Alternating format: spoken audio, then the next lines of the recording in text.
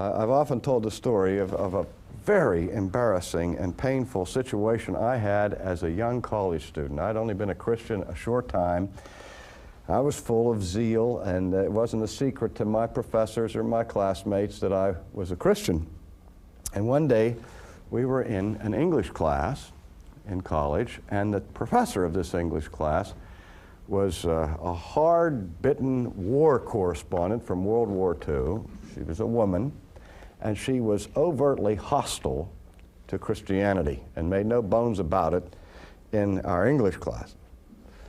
Well, on this one occasion, she singled me out in front of the whole class, and she said, "Mr. Sproul?" I said, "Yes."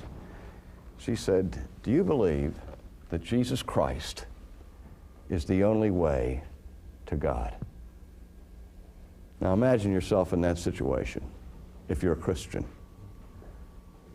where publicly somebody called on you and said, "Do you believe that Jesus Christ is the only way to God?" I wanted to disappear into the floorboards because I immediately felt the pressure of that confrontation, because I knew that if I said, "Yes, he's the only way," that the wrath of this teacher was going to come down on my head without any cessation. And I also knew that if I said no, I would be guilty of treason to Christ. It was a no-win situation. And so when she said, "Mr. Sproul, do you believe that Jesus is the only way to God?" I sort of mumbled, "Well, yes," kept my head. Well, she heard it.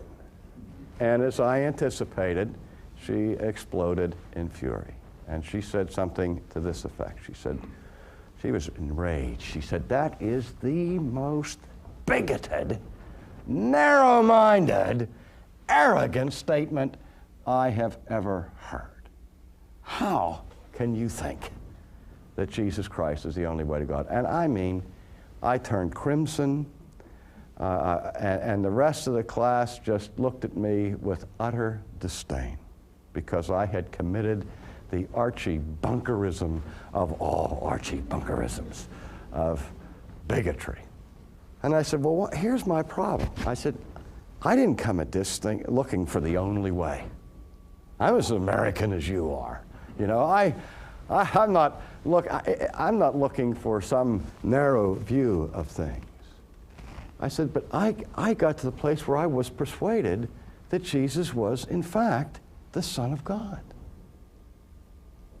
And then I read in the New Testament that this one of whom I've persuaded was the Son of God opened his mouth and said things like this: 'I am the way, the truth, and the life. No man comes to the Father except by me.'" Now, I understand what a universal negative is. When Jesus says, "No man comes to the Father except by me," he's eliminated all other possible options. The same Jesus said, "I am the door through which men must enter. I am the good shepherd. The rest are hirelings. All of the others are thieves and robbers trying to violently break into my Father's kingdom where they have no right." I said, "Don't you see, I saw that, and the one who's the Son of God and his apostles are saying to me that there is no other name under heaven through which men must be saved than through the name of Christ." I said, "Don't you see that if I believe that Christ is one way, I have to believe that he's the only way. Or else I have to believe that this one who is one way is dead wrong when he claims to be the only way. And if he's dead wrong when he claims to be the only way, I'd be foolish to think that he's even one way."